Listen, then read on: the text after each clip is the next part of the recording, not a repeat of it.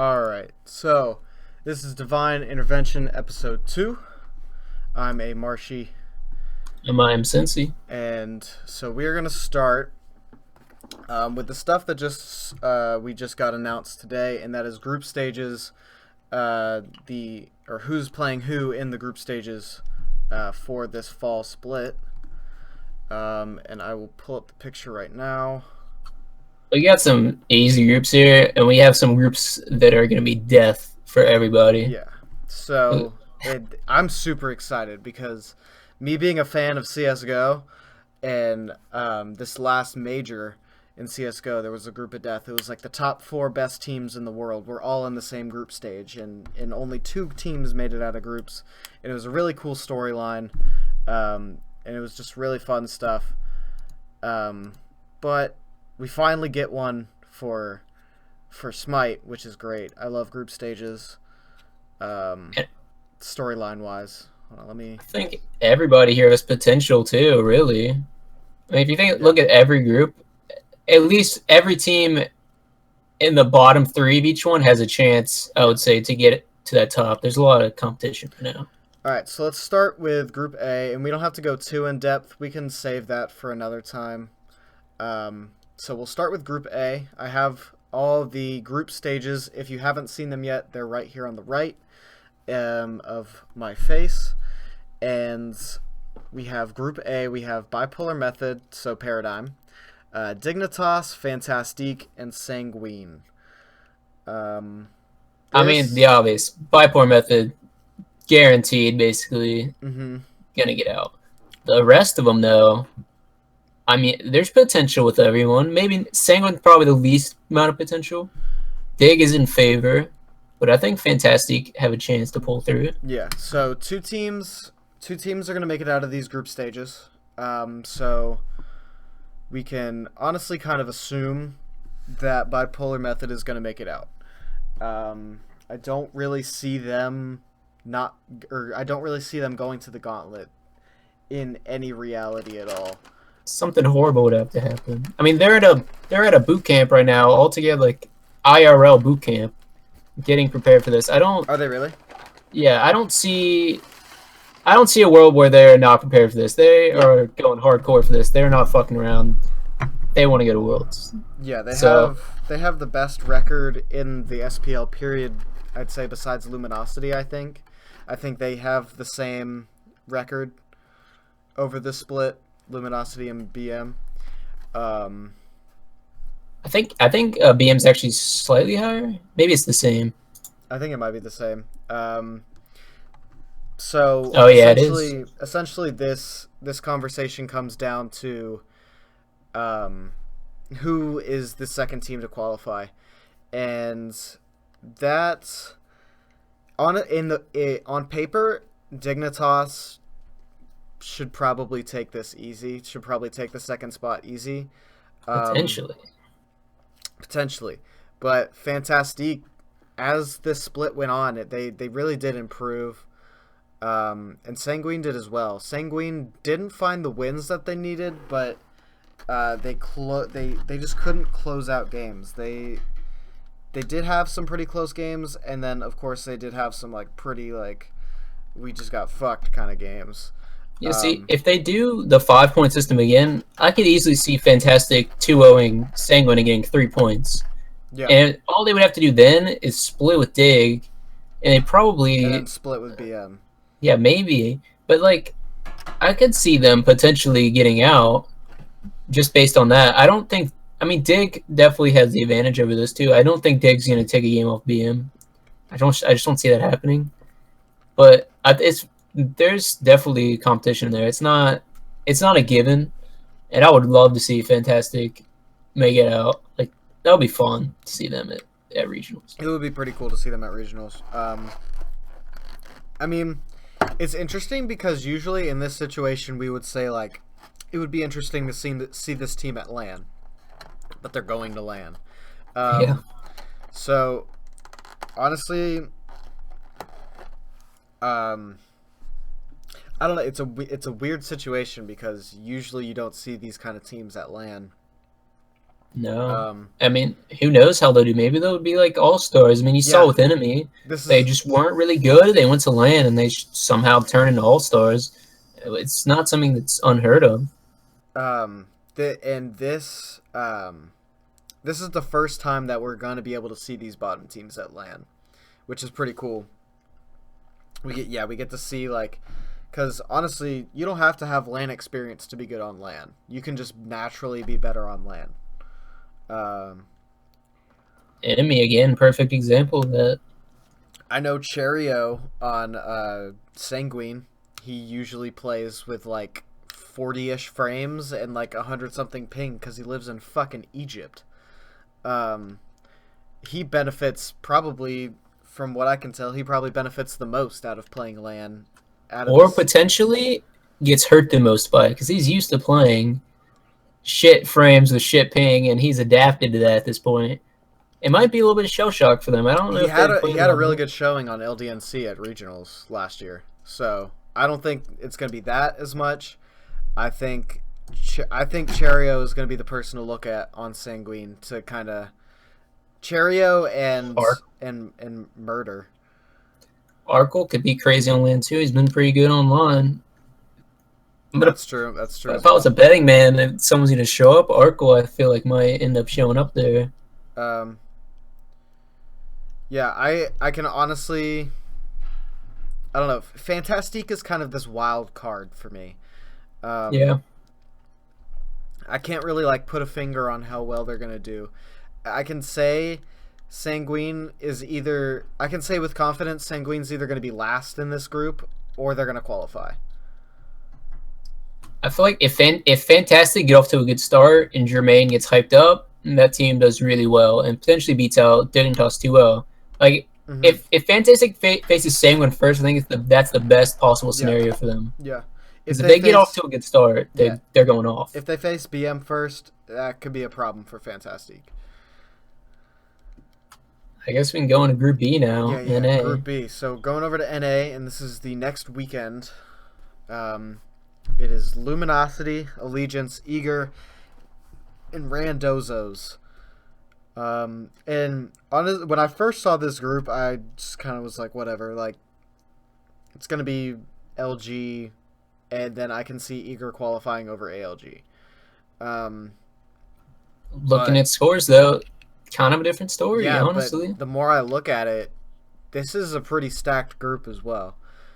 Um, and that just goes off of NA being this really, really close competitive season. And I don't know. I think Luminosity should be okay. I would say Luminosity is guaranteed to win. Randos are guaranteed to lose. And then Eager Allegiance is up in the air. Eager, I feel like, has kind of lost their identity. They don't. They're in the same boat as Enemy right now. Mm-hmm. They kind of lost their touch. They a big fall from grace. And ALG has been looking nothing but better every week, really. Yeah. So I'd say that game right there is super competitive. I think Randozo's is like a buy for everyone. So I'd imagine LG, ALG, LG, and Eager all have a 3-0 base. And it's all who B2 after that, really. I don't see Luminosity dropping a game here. That's pretty likely, yeah. I Just would in say my they're opinion, probably going I to get don't. through. I see them kind of doing what BM should do, and not drop a game. But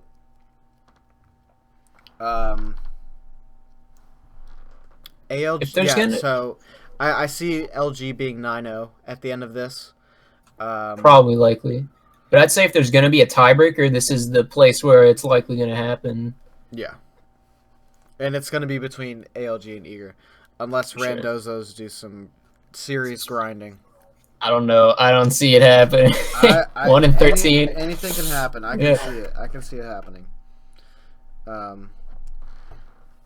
So I think they're going to have fun. It's going to be a good time for them. Don't think they're going to win any games at all, honestly. Just don't see it happening.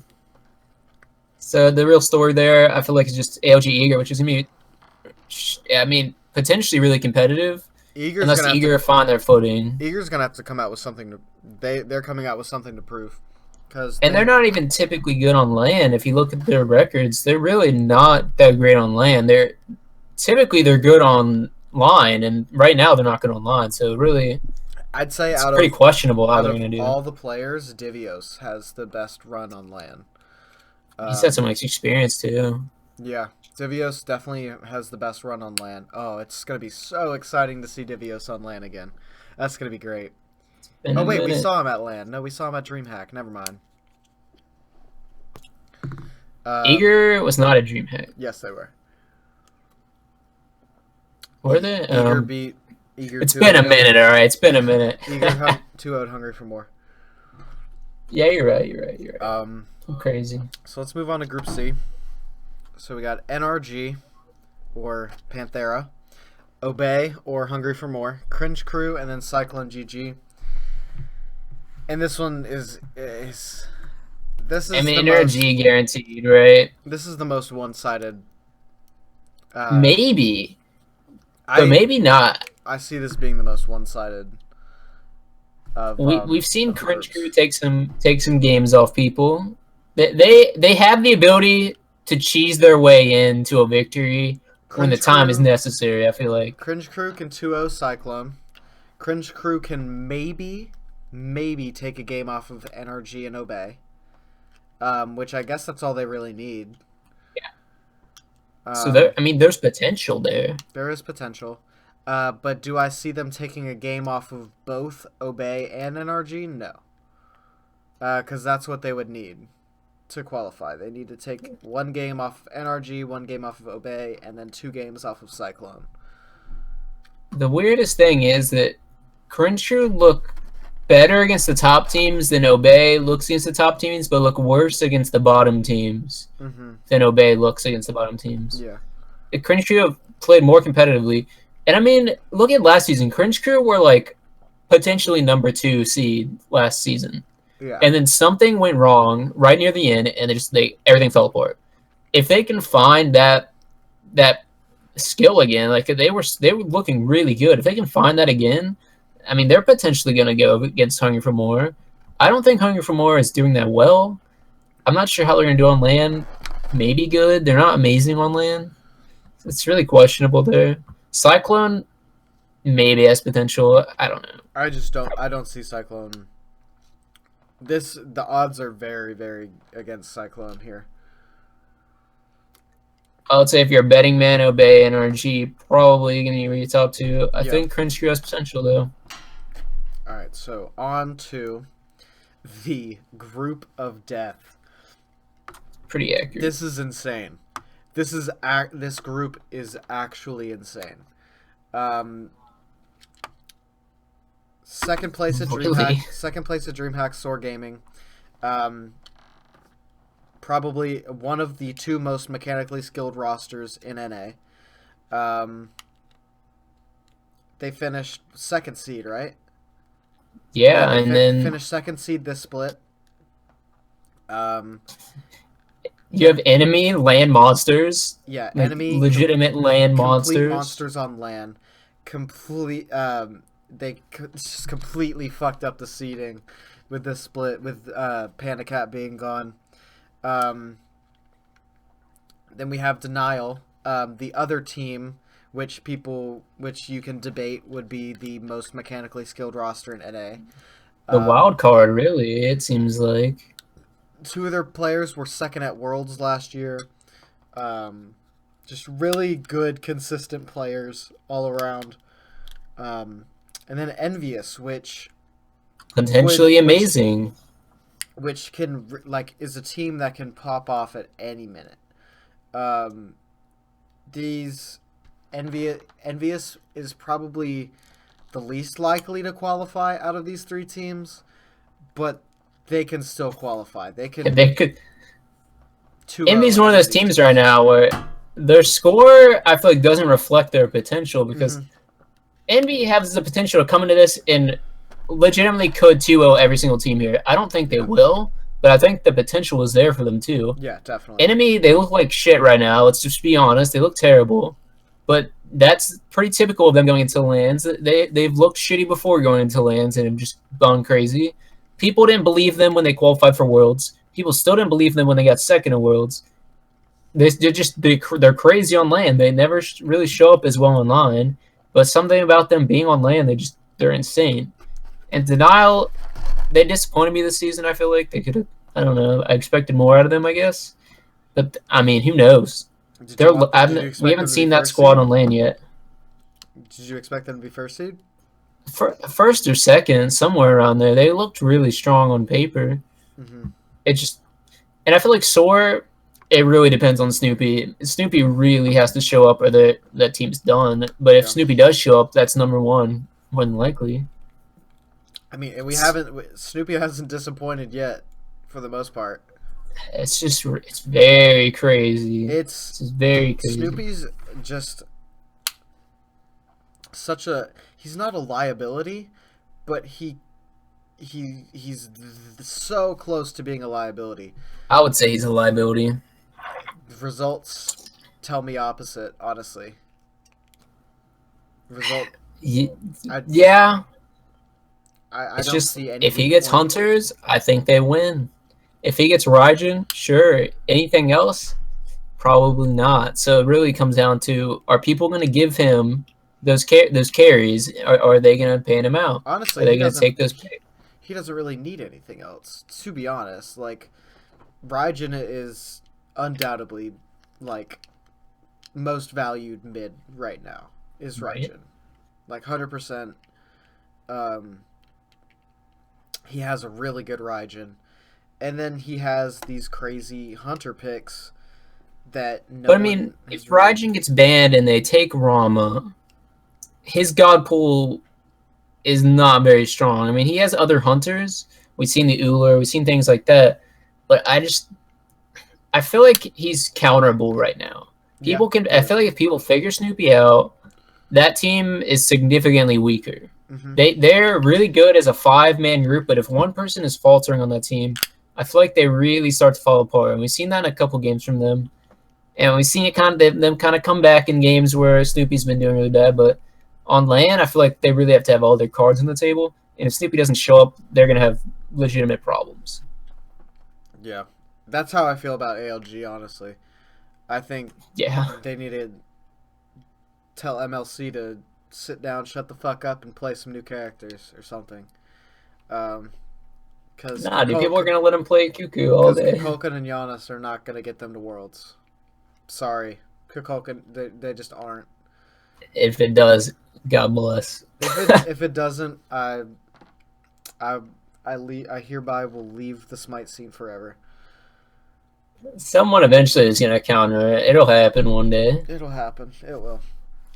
Somebody's going to watch those games. No, but this is going to be a lot of fun. It's going to be a great couple of weeks. Might be the best LAN ever. This is going to be better than Worlds, probably. Worlds, honestly, this year, a little disappointing. I feel like this setup right here is better than Worlds was this year. Nah. I think Worlds is going to be great. Next year's Worlds, January is going to be insane. But we have to wait and see who goes to Worlds, honestly, before we can make that decision. I'm speaking of like this year's past Worlds. Why?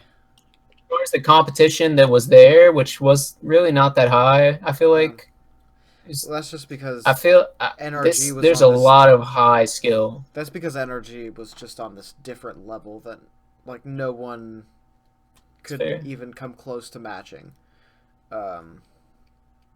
Which isn't the case anymore. I just think these are going to be grueling days of Smite here. There's going to be a couple easy matches, but there's going to be some real hardcore Smite matches going on in these couple of days. The greatest thing is that they're doing the entire Epsilon Invitational, or they're doing the entire first day of Epsilon Invitational over 2 days, which is great. That's a really good idea. I'm so glad they did this and didn't fuck the players again. You gotta look at like legitimate sports. They don't make their players play for 12 hours straight for a reason. Yeah. It's not good for you. This is how they should do it. I imagine it'll be 2 sets a day, probably. Yeah. Now, Are they doing like a top two will play each other kind of thing for seeding, or? I would imagine it's probably top scorer, and if they're tied, they'll Okay. play tiebreaker. Okay. I imagine that's probably Yeah, what it'll that makes be. sense. So yeah, like honestly, it's gonna be less Smite than the Epsilon Invitational. Well, each week is gonna be less Smite, I would say, than the Epsilon Invitational, or at least like per day, Some because per day, they're but gonna be overall, spreading it out, which is gonna be nice. I think this is probably the best possible way they could do it with this setup. Yeah. I mean, overall, it looks awesome. I hope it all works out. I hope there's not any technical issues. Just want some good, clean Smite. Yeah. See if it works It's out. gonna be great. I hope no one has some sickness from some food they ate. Yeah, we don't need any of that. I just want it to be good Smite. Yeah. What was I gonna say? I'm hoping I can go down there a couple days. Dude, you'd be lucky if you can, because that'd be awesome. I would love to see these games live. It's gonna be wild. Yeah, I'm hoping they'll let me in. I think they will. I don't see why they wouldn't. Been there before. All right, so let's move on to some non-SPL stuff. Let's move on to some patch notes. I'm conflicted this week. Yeah, There's some changes that are okay. There's some changes that that are not okay, and there's not really any great changes, honestly. All right, so it's on the screen now. So let's start off with the skins, because why not? Fire Lord Naja. I'll play the voice pack here. How triggered are you right now? What else can you God, say? that was the first thing he said. How triggered are you right now? Yeah, I mean, listen, I'm not. All right, it's an okay skin. It's pretty cool. Mean, finally, Naja finally. Naja needs skins. Skin. Yeah. How triggered are I dig you it. right I now? can dig it. The Erlang one though, it's pretty hype. Erlang one is pretty cool. I haven't heard. It's pretty hype. I didn't hear any of the voice packs just because It's all puns. I was in the library. It's all puns. Hold on. I'm all about the fair treatment It's of just animals. all puns. I Dude. have the It's ridiculous. koala-fications. I thought the voice pack was gonna be a little bit different. But it's just puns, man. It really is just puns. I'm all about the fair treatment of animals. He turns into a Blastoise. Koala-fications. It's pretty sick. It's pretty good. And then Clockwork Knight Ao Kuang, which is so fucking cool looking. Pretty neat, honestly. I like it. I just think it's funny that Ao Kuang's only going to be getting a skin once a year at this trend. The face on the dragon, though, in game looks so derpy. It's ridiculous. It's like Puff the Magic Dragon.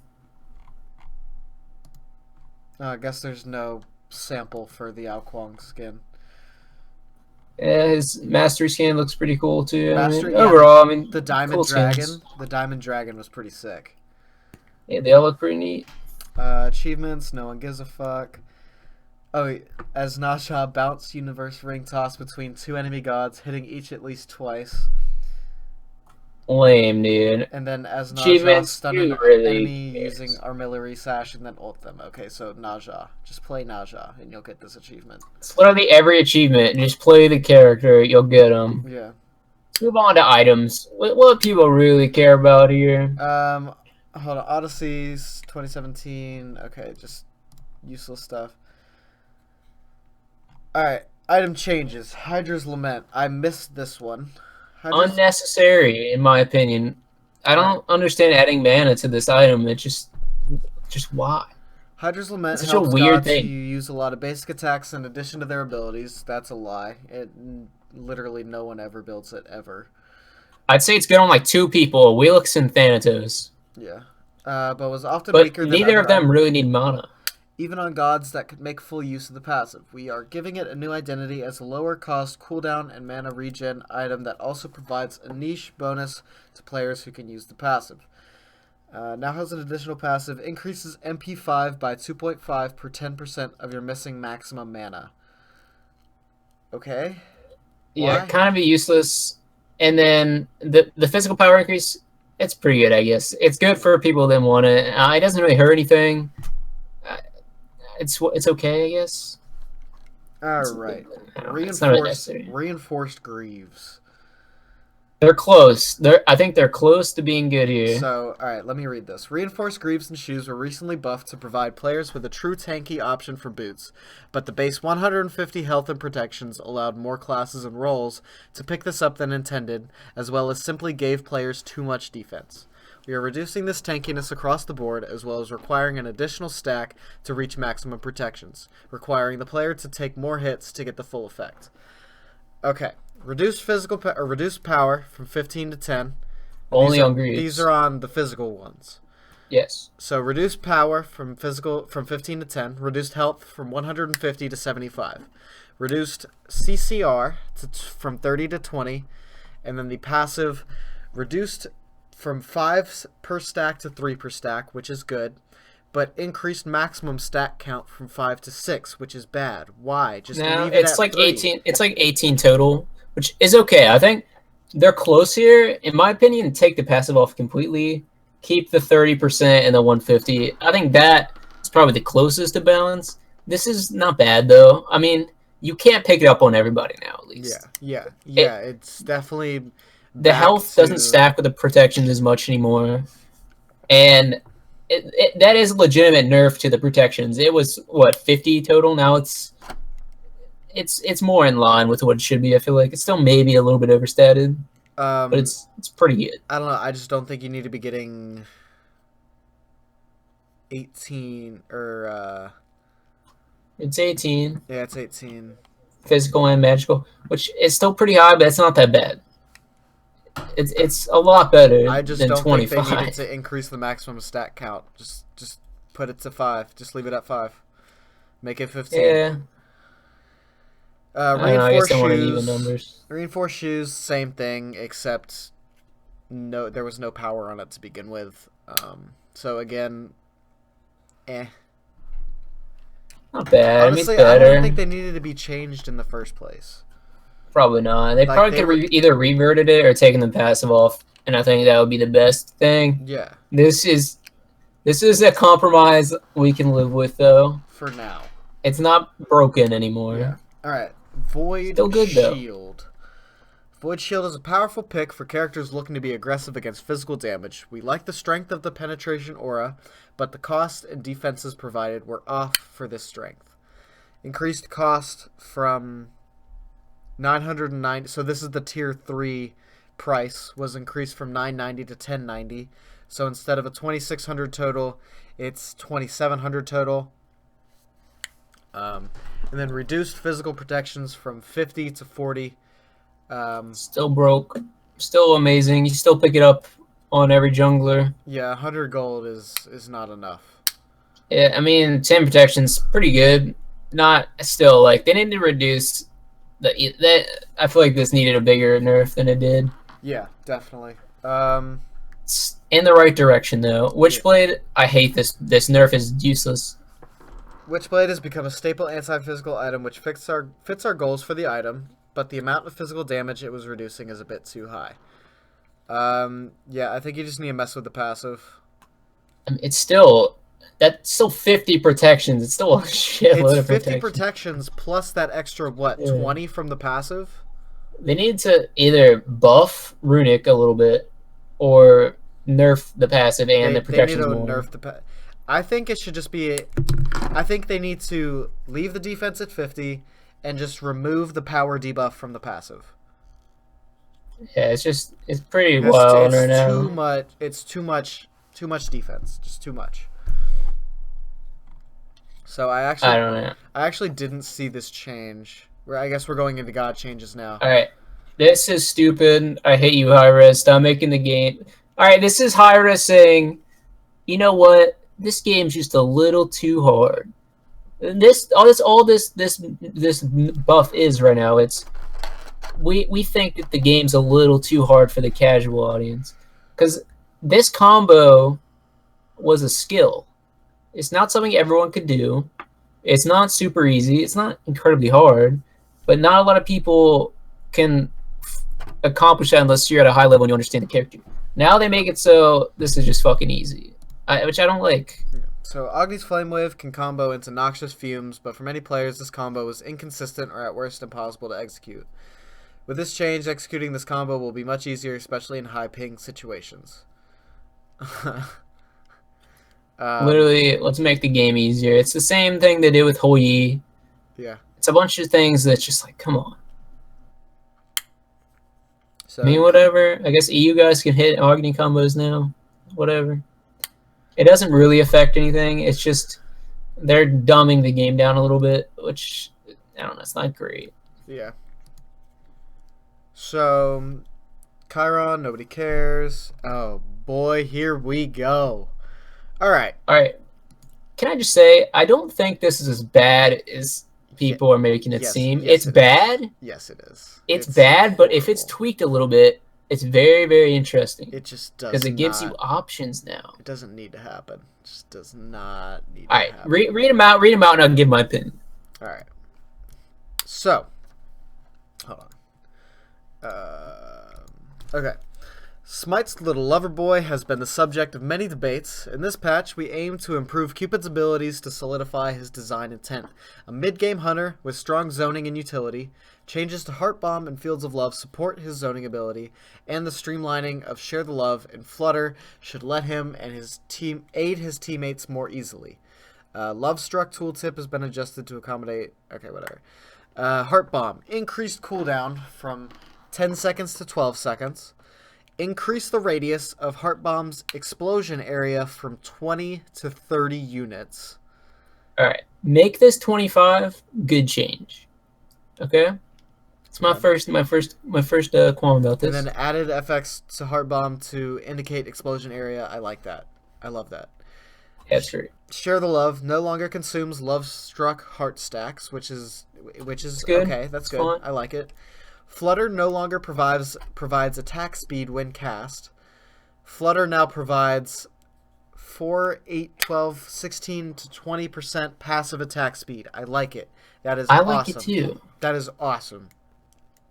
I really like that ability. I really like that change. Reduce the cooldown from 19 to 15 to 16 to 12. And that's really fucked up. Bad idea. I like it. It's good. Alright.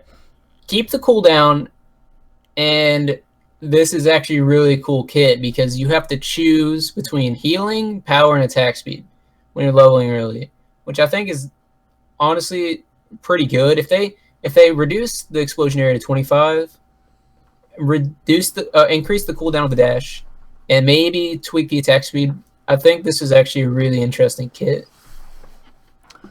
Like I think what they did here is pretty cool because it gives you options, and I like when there's options in Smite. When there's a god where you have to make a legitimate choice of how you want to play based on the abilities you level. Mm-hmm.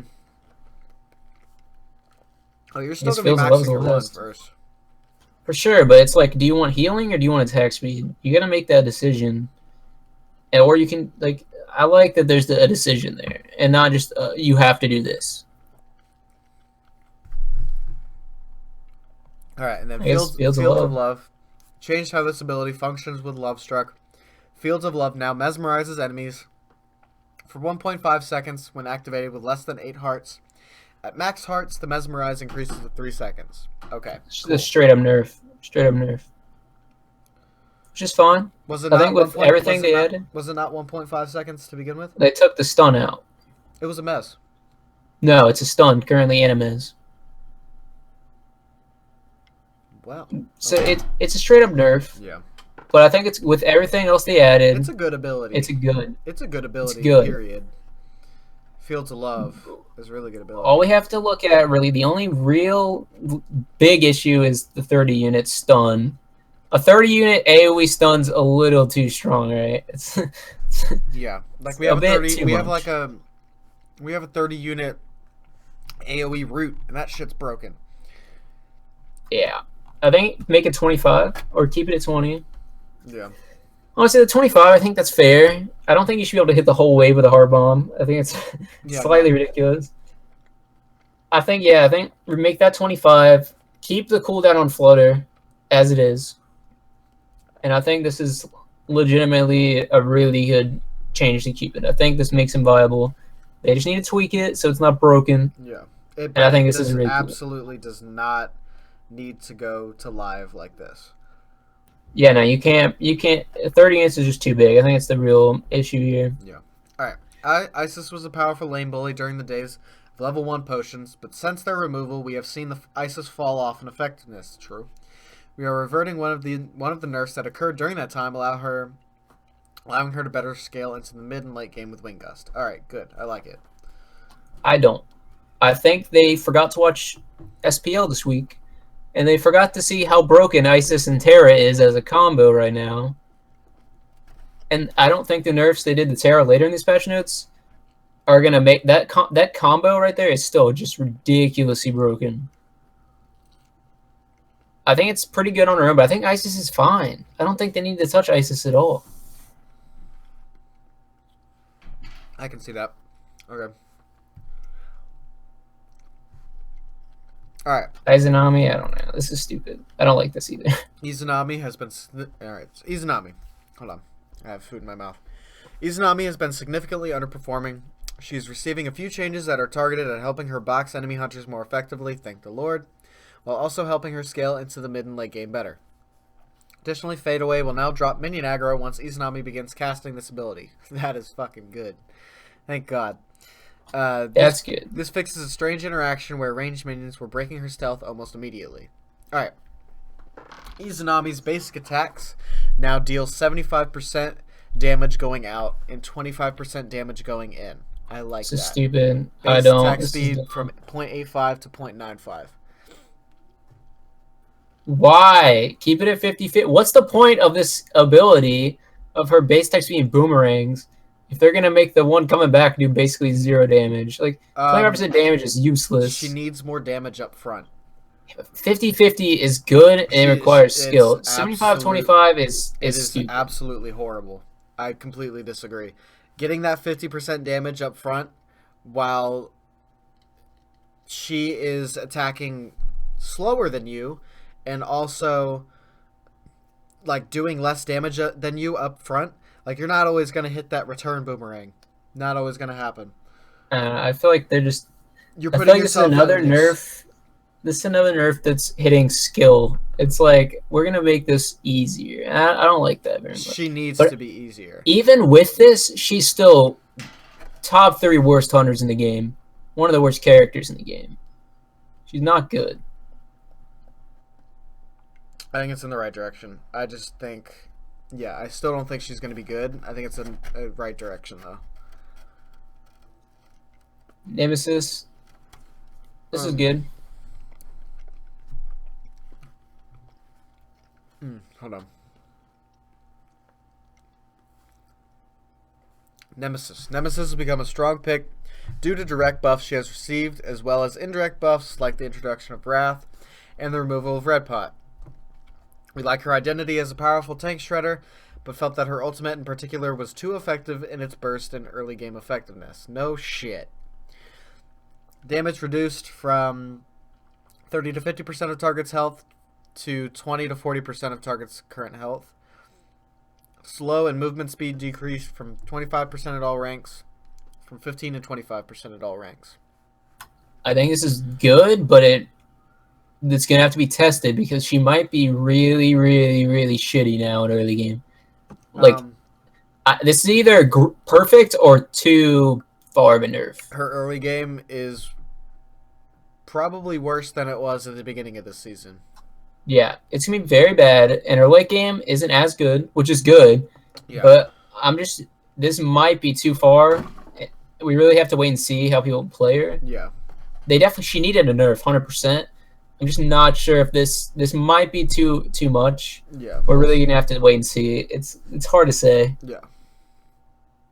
All right. Naja, no one cares. Raijin. Oh, here we go. Raijin's ability to pressure the lane with Raiju was allowing him to bully most other mages out of the mid lane, especially at the competitive level. We are bringing down the power of Raiju and Thunder Crash combo to allow players to better deal with his lane pressure. So Raiju reduced damage from 80 to 260 to 60 to 220. Thunder Crash reduced scaling from 40% to 20%. Good stuff. I like it. It's good. But good lord, get the immunity out of his 3. Like, do not let him be immune during his 3. That shit is broken. It's a what happened? Fucking Aegis. What happened to when he was supposed to be able to be pulled by a Wheelix? They said it when he was released that his 3 was a leap and a Wheelix could pull him, and then it doesn't work. Yeah. It's not real. It's because if that existed, it would be fucking amazing. I don't know why they changed that. Yeah. It makes no sense. These are good nerfs. As soon as they get rid of his immunity on his 3, he's fine. He's perfectly fine. Never fucking touch him again. He's perfectly fucking fine. Unless this Raiju Thunder Crash combo just does no damage anymore, which it won't, because it's only a fucking 40 power at max rank nerf, and then 20% scaling. Like, it's still going to do damage. It's still going to be a high risk, high reward combo.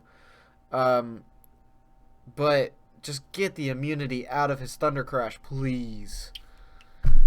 Still, this is a good. I think this is good. Very, very good. Ratatosker. Ratatosker will now go the proper distance when canceling this ability at maximum range. Okay. Fix the radius being listed incorrectly on his tooltip. Okay. Terra. Here we go, please. Terra has been crushing recently, providing her teammates with strong utility and setup. The control she offers is powerful, but to enemies playing against Terra, it is often too difficult to play around. We have removed the slow from crushing Earth, allowing for more room for players to escape the stun, as well as reduce the duration on Monolith's route. These two changes, combined with an increase to the cooldown of Terra's Blessing, will help players better deal with Terra's control. Standing Stones. Fixed an issue where the bonus damage was being calculated as true damage. Don't know why that was ever a thing. That's terrifying. Yeah. Crushing Earth no longer has a slow for enemies standing in between the standing stones. I like it. I think that's good. I don't think that slow needed to be there. Because if they're getting affected by the slow, you might as well stun them. Like, it's just kind of pointless. It just makes it easier to get out of now, which it's fun, I guess. Yeah, I think it's fine. Monolith. Root duration decreased from 1.5 seconds to 1 second. I don't think that's enough. I think it needs to be less. I don't think that's the right nerf. I think they could have kept that, reduced the range of it, and reduced the healing. That's the real issue. It's how big it is. It's too fucking big. Yeah. I think, okay, keep it at 1 second, but reduce the radius. And this ult nerf is not not what was needed. It's good, but she's still fucking ridiculous. This is not enough. Yeah, she's still good. Yeah, that's not gonna be enough. Like I said, her and Isis on a team together right now is nigh on unbeatable. That combo is so ridiculous, it fucked energy up. Okay, like, it's not good. If you look at that game, people, I feel like, weren't paying attention to that. Every person on energy had 3k damage over every person on was it Cyclone? Every person on Cyclone, and they were 16-4. That's how much healing that combo did. Yeah, that's crazy. It's not good. It needs they need to touch this more. It's not enough. Fuck you, David. I'll eat if I want to eat. All right. Let's see. That's it, I guess. That's the whole patch. So, let's do a little bit of non-smite stuff. I got something we can talk about real quick that's pretty spooky. All right. See that guy that got mugged playing Pokemon? Isn't that old news? I don't think so. It happened a couple days ago, right? I haven't heard about it. Dude, hold on. Let me link this video. You can play it. Okay. Let me find it real quick.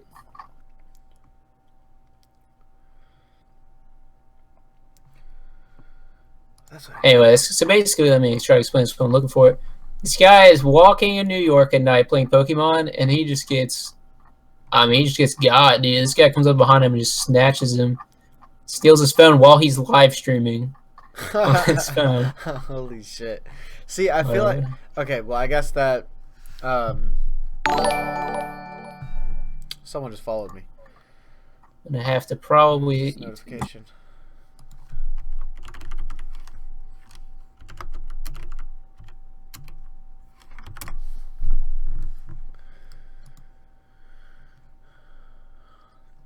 Thank you, David, for the follow, buddy. Appreciate it.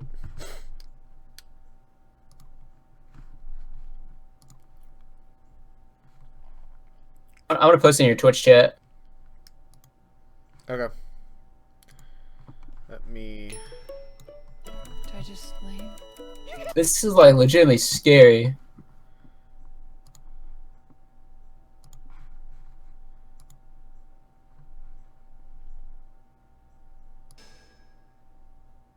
Alright, so I'm playing it on stream right now. Let's see. Good, I don't have a look at this. See, okay, we're gonna check stroll in, and you see this dude come up behind him. We're gonna get 2 point, or hopefully it's really soon. Let's see, because I'm not Let's run away from this thing. Shit. Look at me, just a lazy Pokemon. God damn, that was traumatizing shit. And it's just live streaming the entire thing. I can't even imagine the Twitch chat. No, please. Get off. Let's go. Boy's Please, got a please, fucking please. headcam on. Please. Yeah, he's wearing like a GoPro. Which, I mean, alright, you probably shouldn't be walking around New York at night with a cell phone out in front of you when you weigh like 100 pounds. But this is pretty fucked up. This is some fucked up shit.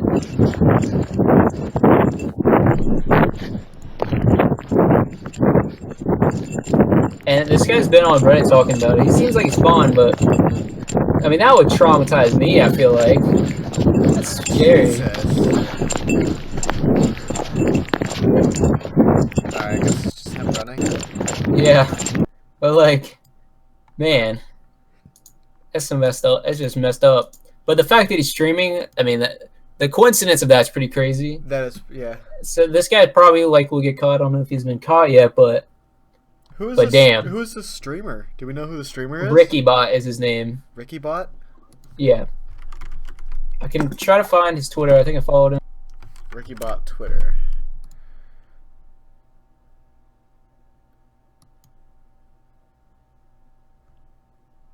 Yeah, I don't think that's him. Alright, I linked it in your Twitch chat again. Did I close out the Twitch chat? No, okay. So I mean, he's going on all sorts of news shows now, I guess. But I mean, just talk about scary, man. Alright, so here's his Twitter. Apparently I was on Good Morning America today. I sent them a statement yesterday. Add a chipped tooth to the list of my injuries. I suspect the dentist will recommend a root canal for this. Jesus, dude. Like, yeah, it's just horrible. I guess that's not even the most fucked up thing that happened in New York this week, which is just, yeah, it's pretty sad. People are fucked up in this world. But again, PSA, don't walk around New York City at night with your cell phone out. Paying attention to a Twitch stream, not a great idea. Always play Pokemon with a friend, guys. You know, but still, I feel horrible for the guy. That's just horrible. That's horrible. His Twitch account got suspended. Yeah, on top of everything, they suspended his Twitch account. Damn. Yeah, that's fucking crazy.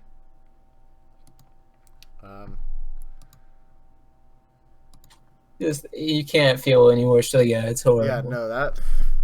Jesus, man. I haven't really seen anyone covering this as far as, like, all the YouTube news channels. No one's really talking about it. That honestly is kind of... I don't know, like... It's kind of... Like, I feel like it's a dead game now.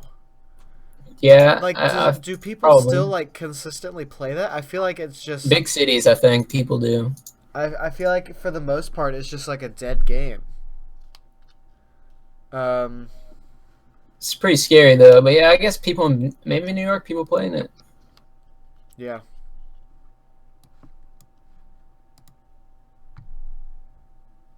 Well, that's all I had. That I just thought of that. That was pretty crazy. Let's go back to video games just really quick. Let's just do some cliche questions. So, all right. What was the first system that you got? Oh man. See, I had a friend that had like all like the N64 and all that, but I never had that. I guess if the Game Boy counts, maybe that, but probably the PlayStation 1 or Yeah. the original Xbox. I was a PlayStation 1. That was my first non-handheld thing. I think I had like the original Game Boy Advance before I got a PlayStation 1. But PlayStation games were my thing. PlayStation. I didn't grow up with like a GameCube or a N64 and stuff like that. See, I had over time like every console after the like retro ones, but I never had for any console a memory card. So if I played a game, I had to play that game until it was over, and I could not turn the thing off. Yeah, Nintendo. That's like, yeah. Yeah, Nintendo's the one you had to blow into the cartridges to make them work and shit. Yeah, I remember that my daycare when I was real little had one. We had to fucking blow into all the shit to play. What's that monster crushing game? You like climb buildings. Can't think of the name of it. Yeah, like PlayStation 1. I played. I remember the first 2 games I ever had for the PlayStation 1. It was like Tiger Woods PGA Tour, like 2000 or something like that. That's lame. And then Spyro Year of the Dragon. I played weird games, I guess. Spyro was the one that stuck with me. Spyro, the original 3 games for the PlayStation 1, those are 3 of my favorite games of all time. My favorite game for PlayStation 1 was a hoverboard game. It was a hoverboard racing game. It was so good. I can't remember the name of it. It was just like that game, and there was a professional scooter game for PlayStation 1. And they were so fun, man. But Yeah. I think PlayStation 2 was mainly where I spent most of my time. I spent a lot of time on the PlayStation 2 as well. I had, I got the PlayStation 2. Sly Cooper was my game on PlayStation 2. My shit for PlayStation 2 was James Bond Nightfire. One of the best games games ever made. See, I never got to play the shooter games when I was younger. My parents were kind of like trying to get me away from that, but played a lot of Sly Cooper. Played you know how like for the most part like the games that are made based on like movies, like the Toy Story games and all that shit. Yeah, Toy Story 2, the game was the shit, dude. Like, but for the most part, like they're pretty shitty. They used to be okay. The old movie adaptation games were not that bad. I played the shit out of Over the Hedge, the video game. DreamWorks I always play the Over Toy Story Hedge ones. Was my jam. Toy Story 2, the game was legitimately one of the hardest games ever. Like that game is impossible. The one like series of games that I never played on PlayStation was the Kingdom Hearts games. I love Kingdom Hearts. And I feel like those are the most popular, and I just never played them somehow. See, I never owned games. I always went to the Hollywood Videos back in the day. Oh yeah, and I would Blockbuster. Yeah, I guess I was a fucked up kid because a lot of the games I played like a lot of Mortal Kombat, State of Emergency. I remember playing that game a lot. I was never allowed to play those games. Oh man, dude, I love Mortal Kombat Retribution. One of the worst games ever made. Oh god. Man, I don't know. PS2 was amazing, but I mean, I kind of cycled through all the consoles until I eventually came to PC, I guess. Yeah, so did I, for the most part. Then after PS2, I got my PS3. I know PS3 for a long time. And then when I got my PS3, it was Modern Warfare 2. Yeah, dude. Modern Warfare 2. And yeah, all the Call of Duty games. Call of Duty 4. I actually started with Call of Duty 4. That's how I got into esports, was competitive pro mod. Just watching that shit. That shit was so fun to watch. I'll still go back and watch competitive pro mod. See, for me, it was like I played PlayStation a while. Like I played all the Tony Hawk games, and that was a lot of my time. Was that? And then the GameCube, I got the GameCube and played like Tide and the Tasmanian Tiger and Destroy All Humans and all that. Yeah. Like I played those for a long time. I didn't start playing online games. I used to watch my brothers play Call of Duty, but I didn't get into online games probably until Call of Duty Black Ops 1 was probably the first online game I really played. Because that was the first time. That was the first year that they did COD XP, wasn't it? Yeah, I think so. I think Black Ops 1 was the first time they did COD XP and they had like that tournament. And I didn't understand. I was like, what the fuck? Like, people. And I didn't get into esports. So, like, I watched game battles tournaments and stuff like that in Call of Duty. I played like 1v1 game battles. Yeah. Like, those were for pretty me. cool. I guess I didn't get into esports until because I had my PC for a while and I played a lot of DayZ, and then eventually I got a code for Smite in 2012, and that's when I started getting esports because I saw the first thing I ever saw in Smite was the pentakill at the launch tournament. Launch tournament. Uh-huh. The first thing I ever saw in Smite, and I was like, "Holy shit, this is amazing!" Yeah, that's really where I think it's really where I got into esports. Yeah, it has to be it. Yeah, it was for me. It was COD 4 Pro Mod on PC, and then from there, they didn't have a competitive Modern Warfare 2 scene, for the most part. It's Halo back in those days. Yeah, I did watch a pretty good amount of Halo. I didn't play Halo at all. So I just kind of like dropped esports until I guess I started playing Smite in 2013. Honestly. I mean, Halo for me was huge because I went to like the midnight launches for Halo and everything. Mm-hmm. I was a big console kid for a while, and now I can't even touch a console. So I alien still to me will now. pick up a controller, and I still love playing with a controller more than a keyboard. I can't anymore. I suck with a controller now. I try to play it, and I'm like, what the fuck? I don't know what's happening. Just can't do it anymore. It's been too long. I could be a Call of Duty pro if I wanted to. Doesn't seem very lucrative anymore to be a Call of Duty pro. Um, They all switched to CS:GO. It seems like. No, there's still a huge Call of Duty scene. Envious won their second Worlds title this past year for Call of Duty. What's their prize pools? It was 1 million Alright. It was a 1 million prize pool for COD XP. I guess since I don't keep up with it, it seems like to me that it was dying out, but maybe it's not. I don't know. I don't keep up One with it. One thing that I'm so hyped for is COD 4 Remastered. Yeah, if you want to pay $100 for it. I am totally gonna pay $100 for it, and I will never touch Infinite Warfare.